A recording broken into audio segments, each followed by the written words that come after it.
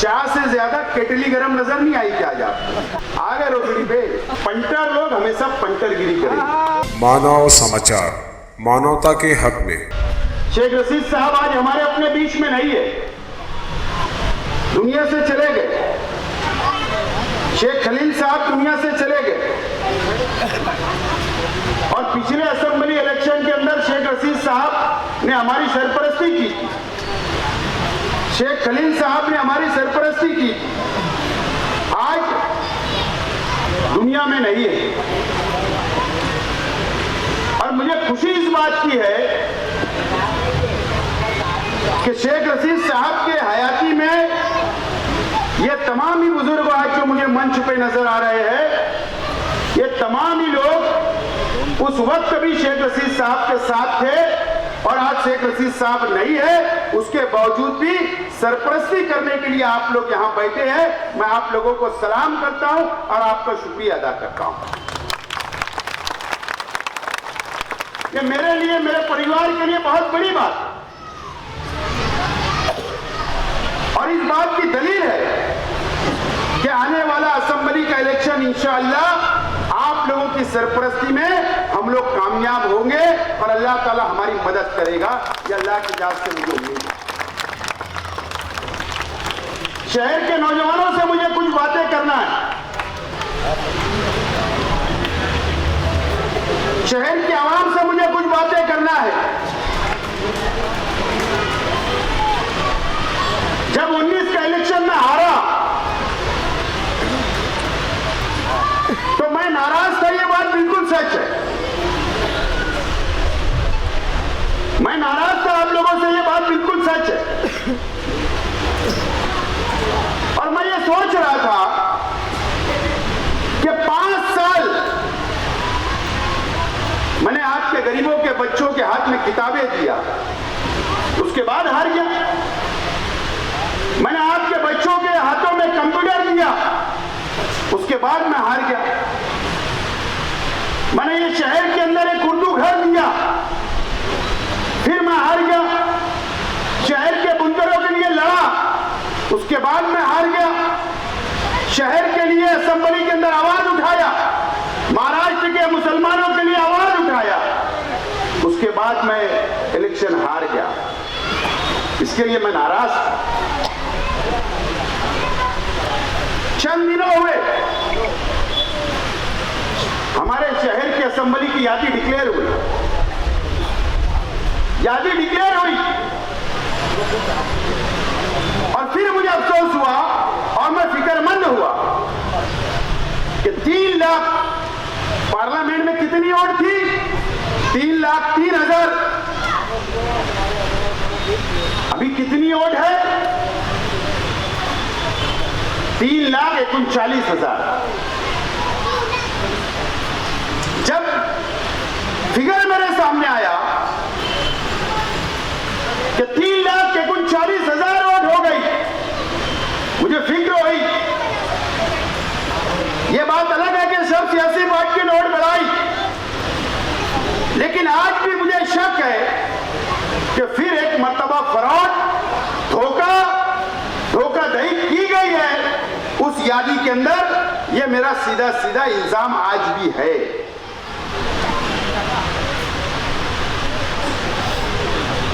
मैं प्रशासन से और शहर के आवाम से यह अपील करता हूं कि 3,39,000 वोट की तहकीक होना चाहिए। डुप्लीकेट वोट तो नहीं है, फ्रॉड तो नहीं किया गया, एक शख्स की 2 जगह वोट, 3 जगह वोट तो नहीं है।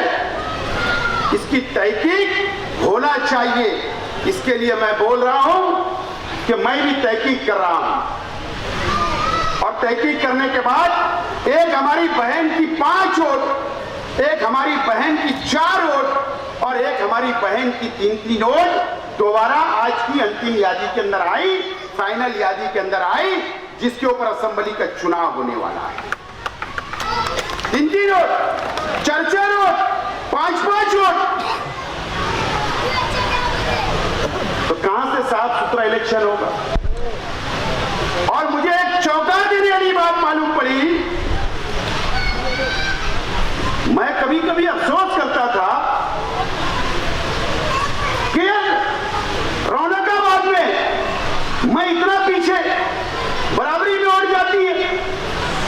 मैं ये अफसोस कर रहा था कि नुमानी नगर, मेहरी नगर के अंदर बराबरी की ओर मिलती है सामने वाले को, हजार खोली में मिलती है, आयशा नगर में मिलती है, निहाल नगर में मिलती है, गुरुवार वार्ड में मिलती है। मैं बहुत अफसोस करता था कि यार आज के एमएलए साहब को ना गुरुवार वार्ड के आवाम को ना जानते हैं, ना पहचानते हैं, ना सलाम, ना दुआ, ना सुख, ना दुख। उसके बाद भी और चली गई। उस वक्त भी अफसोस हुआ, लेकिन एक चौंका देने वाली बात यह मेरे को सामने आई कि उस वक्त 35,000, मेरा नाम, मीडिया वाले भी ये बात को नोट करें, 35,000 आप लोगों के, झोपड़पट्टी की आवाम के, पक्के वार्ड की आवाम के डुप्लीकेट इलेक्शन कार्ड बनाए गए थे। क्या बोल रहा हूं?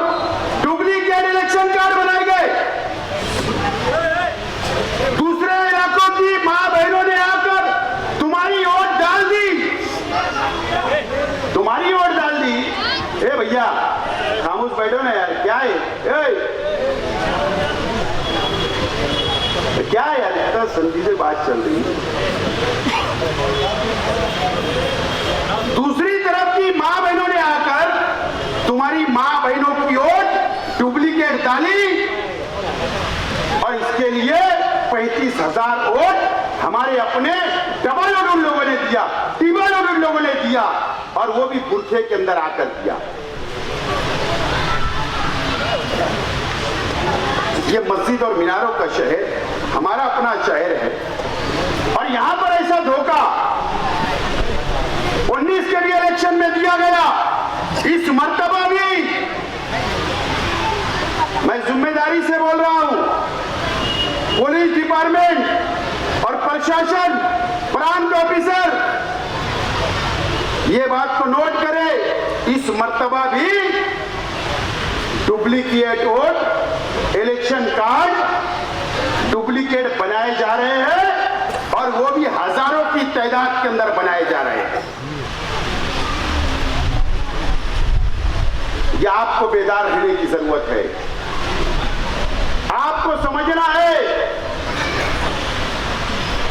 कि ये शहर के अंदर इलेक्शन जीतने के लिए ऐसे मक्कार लोग, ऐसे धोखेबाज लोग जो मालेगांव के मुसलमानों पर, उन पर भरोसा नहीं है, आप पर उनको यकीन नहीं है, सच्चाई से इलेक्शन लड़ना नहीं चाहते, धोखे के साथ इलेक्शन लड़ना चाहते, और वो कोई नहीं कर रहा।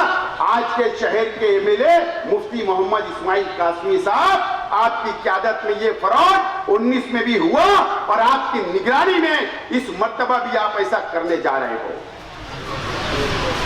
ये बहुत अफसोस की बात है।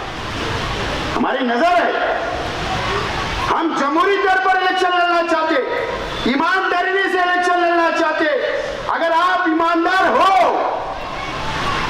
अगर आप शहर के मुफ्ती हो, अगर आप आलिमे दीन हो, हम आपका एहतराम करते, लेकिन आप ईमानदारी से, ईमानदार इलेक्शन लड़ो, ईमानदारी से इलेक्शन लड़ो।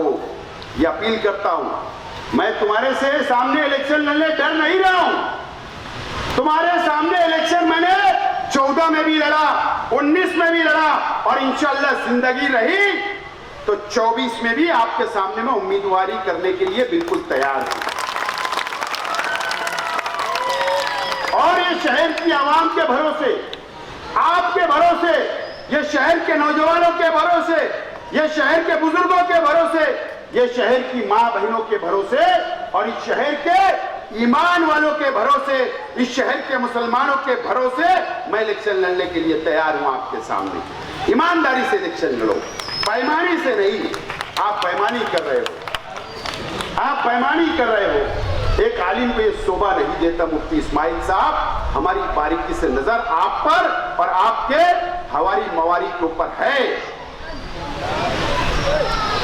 फाइट होगी, तुम्हारे लोग पकड़े जाएंगे, तो बोलना मत, बोलना मत। हम वो सब काम करवाएंगे, पुलिस के जरिए रेड करवाएंगे, इलेक्शन ऑफिसर के जरिए रेड करवाएंगे, पंचनामा करवाएंगे, और मेरे पास सबूत हाथ लग चुके हैं। और वो भी शहर का एक टीचर, उसको भी शर्म नहीं आती, नाम रोक दे रहा हूं, उसको भी शर्म आना चाहिए। तो ये मैं आज जानबूझकर आज आप लोगों को बोल रहा हूं, ये शहर के अंदर चल रहा है, इसको रोकना आपकी जिम्मेदारी है। आप अगर पोलिंग बूथ पर गए, अगर आपकी वोट वहां पर अगर गिर चुकी रहेगी, तो आपको जाकर लड़ना है, वहीं धरने पे बैठना है, और आपको पाकिट वोट वहां पर गिरवाना है। इस तरीके का फ्रॉड ये शहर के अंदर चल रहा है। मैं आप लोगों से एक अपील और करना चाहता हूं कि आपसी एक खिलाफत खत्म कर दो। अगर मुझसे कोई गलती हुई तो मैं माफी मांगता हूं आपसे, मैं माफी मांगता हूं। जाने अनजाने में मुझसे, मेरे परिवार से कोई गलती होगी तो माफी मांगता हूं। आपकी नाराजगी है तो इलेक्शन की पेटी बंद होने के बाद आकर मुझसे कहना, मैं आपकी नाराजगी दूर करने के लिए तैयार हूं। लेकिन आज अल्लाह के वास्ते आपको अपनी नाराजगी दूर करना है, आपस के झगड़े इख्तिलाफ दूर करना है, आपको इत्तेहाद के साथ, इत्तेफाक के साथ, मजबूती के साथ ये इलेक्शन के अंदर आपको लड़ना है, मेहनत करना है, जद्दोजहद करना है। गली के अंदर, मोहल्ले के अंदर, आपके घर के अंदर खास तौर पर नौजवानों पर नजर रखना। नौजवान जज्बाती हो जाते, अवैसी आता, उसकी तकरीर सुनते जज्बाती हो जाते, वोट जाकर दे देते। 5 साल माँ बाप परेशान रहते, उनके काम रुक जाते, कोई मसला रहता फिर हमारे तक आते आप लोग। हम लोग तो हल करते हैं और करते रहेंगे, सवाल वो नहीं है, लेकिन जज्बात से काम नहीं होता। जज्बाती बातों के अंदर वोट नहीं देना चाहिए। मैं नौजवानों से भी अपील करता हूं, आपके सुख में दुख में हम आते, आपके मसले मसाइल के अंदर हम आते, आपके कोई मुसीबत के वक्त हम खड़े रहते, हर वक्त हम आपके हाजिर रहते। 5 साल आपकी खिदमत करते रहते, लेकिन आप लोग जज्बात में आकर वोट दे देते, नाराज होकर वोट दे देते। नाराज होकर वोट दे देना, ये कहां से अकलमंदी है? नाराजगी है तो आकर हम लोगों से बैठकर बातचीत करिए, हम उसको दूर करने के लिए तैयार हैं। मुझे बताइए आपको कैसा लीडर चाहिए? शेख रशीद साहब को आपने देखा, उनकी आदतों को देखा, उनके काम करने के तरीकों को देखा। अब हम भाइयों के काम करने के तरीकों को आप देख रहे हैं, हमारे परिवार के तरीके को आप देख रहे हो ना आप लोग। शेख रशीद साहब के नक्शे कदम पर चल रहे हैं, सुख दुख में शामिल हो रहे हैं, आपके हर मसले के अंदर खड़े रह रहे, हर काम तो हम आप लोग का करते हैं। कौन सा लीडर आपको ऐसा मिलेगा? 5 साल मुसलसल हम आप लोगों की खिदमत करते हैं, मेहनत करते हैं, आप लोगों के बीच में रहते हैं, मसले मसाइल हल करते हैं, और उसके बाद इलेक्शन आता तो हमको नाकामी हाथ लगती है। कैसा लीडर चाहिए? ऐसा लीडर जो 5 साल पहले वोट लेकर गया, आपकी तरफ भागने नहीं आया? ऐसा लीडर जो आपकी वोट का सौदा करके बीजेपी और शिवसेना के एमएलसी और राज्यसभा के चुनाव के अंदर करोड़ों रुपया लेकर आपकी वोटों का सौदा कर लिया गया, आपकी वोटों को बेच डाला गया, असेंबली के अंदर कोई आवाज उठाई नहीं गई, शहर का कोई विकास, कोई डेवलप नहीं किया गया। कैसा लीडर चाहिए? ऐसा नुमाइंदा बनाकर वहां पर भेजा गया, कोई काम नहीं किया, नाकाम साबित किया। आपसे अपील करता हूं, बड़ी बात नहीं करता हूं मैं, छोटी मुंह बड़ी बात होगी। यकीन जानो, हमारे परिवार जैसा खिदमत करने वाला आपको शहर में कोई मिलेगा नहीं, कोई नहीं मिलेगा।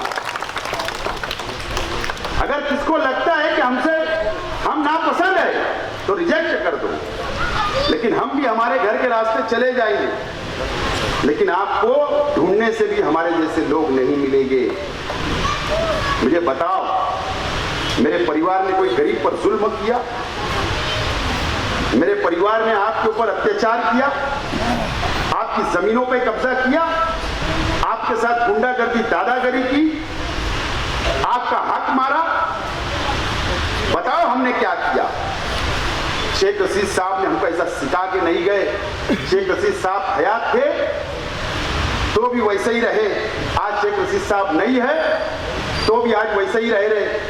गरीबों के साथ कभी जुल्म हम लोगों ने नहीं किया, कभी अत्याचार नहीं किया, कभी आपका हक नहीं मारा, कभी आपकी जमीन पर कब्जा नहीं किया, कभी आपके घर पर कब्जा नहीं किया, कभी ये शहर से हम लोगों ने हफ्ता वसूली नहीं की, कभी इस शहर से हमने खंडनी वसूली नहीं की, कभी इस शहर के बुनकरों को हमने सताया नहीं, इस शहर के बुनकरों से कभी हमने पैसा रुपया नहीं मांगा, पार्टी चलाने के लिए भी नहीं मांगा, फंड भी नहीं मांगा। साफ सुथरी सियासत हमने की, साफ सुथरी सियासत की, इज्तिमाई तौर पर फायदा देने की कोशिश की और आगे भी हम करते रहेंगे। लेकिन मुझे कुछ बोलना नहीं था,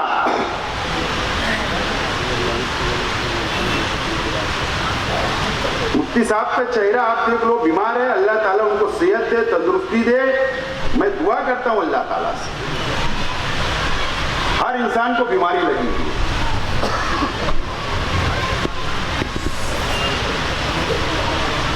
आज मैंने मुफ्ती साहब को देखा कारपोरेशन में, गर्दी के बीच में चल रहे थे। मैंने देखा मुफ्ती इस्माइल साहब को,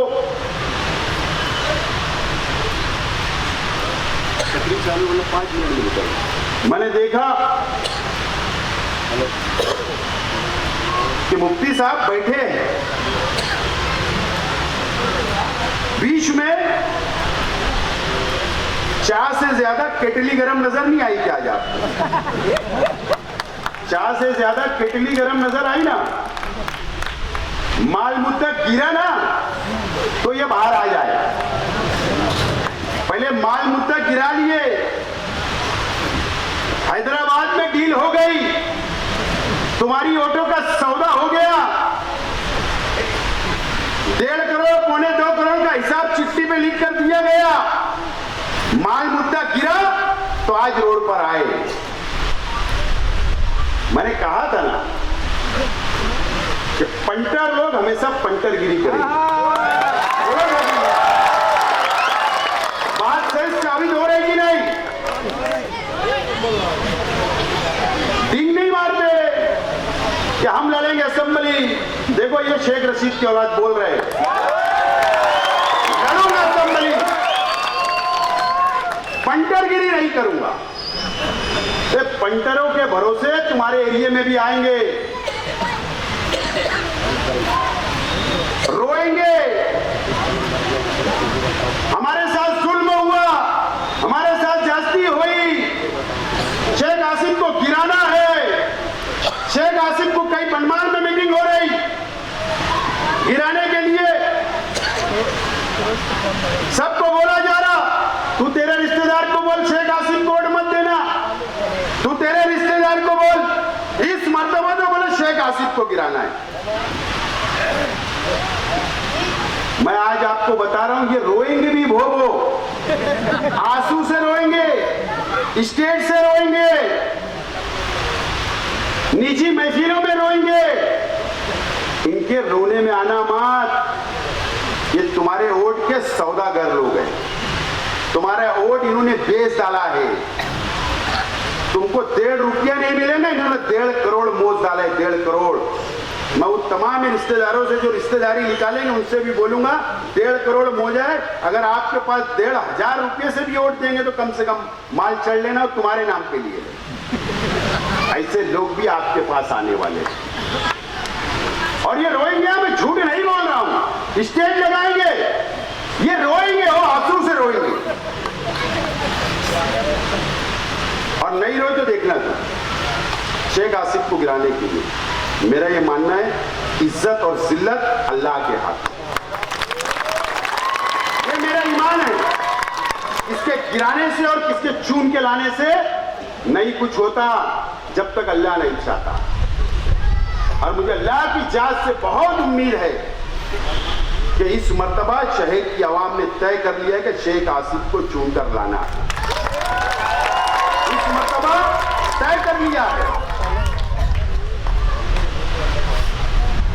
आज बोले शेख आसिफ ने रोड का काम रुकवाया, शेख आसिफ ने रुकवाया, आ गए रोकड़ी पे। इसको बोलते रोकड़ी, वो बच्चे नहीं के वो खेलते थे कचौड़ी, क्या बोलते हो, चुक्की पार, बैट बॉल, इट्टी डंडू, है ना, तो बेईमानी हो जाती। कभी बॉल पड़ा तो बोलते नो बॉल, ऐसा बोलते हैं ना। तो ये रोकड़ी पे आ गया, रोकड़ी। मुझे मीडिया वालों पे अफसोस होता है, मीडिया वाले सवाल क्यों नहीं करते। ऐसे पढ़े लिखे बेवकूफों से ये शहर का पाला पड़ा है। इतने बेवकूफ पढ़े लिखे, मेरा लेटर ही नहीं पढ़े, और पढ़े भी तो मीडिया वालों ने सवाल नहीं करे। आप सवाल करो, मेरा लेकर पढ़ो। शेख आसिफ जो बात बोलता है उससे कभी वापस नहीं होता। अपना 60 फीट रोड का पीछे काम शुरू करे अपन ने।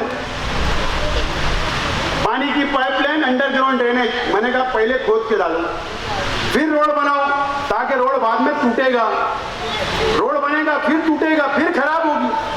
सिर्फ वो मैंने इतना बोला कि चंदनपुरी वाली रोड के ऊपर अंडरग्राउंड ड्रेनेज का पाइप डालो और पानी की पाइपलाइन डालो, नहीं जो मंजूर है। उसके बाद बोला डीपू रास्ता, नई पानी की पाइपलाइन मंजूर है, वो डालो, फिर रोड बनाओ सीमेंट का। गुलशन इब्राहिम के अंदर अस्पाक मस्जिद के पास मैंने कहा कि पूरे इलाके के अंदर पाइपलाइन हमने कमिश्नर को वहां लाकर मंजूर करवाया। मैंने कहा पहले पानी की पाइपलाइन फिर रोड बनाओ, गलत बोला।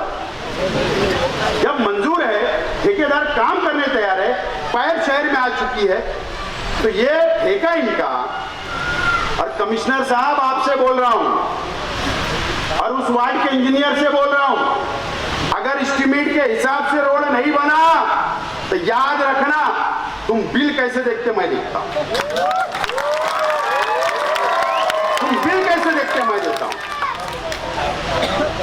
पहले पाइपलाइन, फिर अंडरग्राउंड, फिर रोड बनाओ, तैयार हो। वो लेटर पढ़े नहीं, बोले शेख आसिफ ने रुकाया क्या रो रहे। अभी तो मैंने तो मैदान में आया ही कहा, अभी तक खाली दादी और हमारी पूरी टीम आई, जितना रोकड़ी कर रहे तुम। अभी बहुत बाकी है, बहुत मटेरियल है, बहुत मटेरियल बाकी है, अभी रुलाना तो बाकी है। थोड़ा सब्र करो, धीरे धीरे रुलाऊंगा मैं भी, बहुत रुलाने वाला हूं, थोड़ा सब्र करो। हमने कभी ऐसा राजकारण नहीं किया कि ठेकेदारी भी हमारी, रोड का काम भी हमारा, गटर का भी हमारा, 2 नंबर के बिल घसने का भी काम हमारा, ऐसा नहीं किया। वो बेचारे मुफ्ती साहब बैठे, तरस आ रहा था, चाय से ज्यादा केटली गरम, बैठे बेचारे, बोलने भी नहीं दे रहे। मैं ईमानदारी से मजाक नहीं उड़ा रहा हूं, मजबूर करके रखे, दबा के रखे गए उस शख्स को, अत्याचार करते हुए उस शख्स को। अवेसी के सामने अरे तुरे से उस शख्स से पेश आया, मुफ्ती इस्माइल साहब से अरे तुरे से बोला गया। अच्छी बात नहीं है सियासत के अंदर। और मैं आज भी बोलता हूं, मुफ्ती साहब का दिल से इमाम से लड़ने का ही नहीं है, आज भी बोलता हूं मैं। जबरदस्ती उनको लाया जा रहा मैदान में, वो कोई दूसरी पार्टी की तलाश में है। मुझे तो लगता है कांग्रेस से बातचीत इनकी मुकम्मल हो गई, और इनको जब झाम देंगे ना, जब इनको समझ में आएगा क्या क्या जाम होना बाकी है, जाम होना बाकी है। जो मेरी मालूमात है कि कांग्रेस पार्टी से 90% बात तय हो चुकी है। इसके लिए प्रेस कॉन्फ्रेंस टल रही है, जबरदस्ती खींच रहे पानी की टंकी के नीचे। अबे भैया, मुफ्ती साहब की ऑफिस है, मुफ्ती प्रेस उर्दू पत्रकार भवन है, कहीं भी प्रेस हो सकती, जबरी ले जा रहे और बता रहे शहर को, देखे मुफ्ती को हम चलाते, मुफ्ती को कितने दबा के रखते, ये बताने की कोशिश कर रहे हो।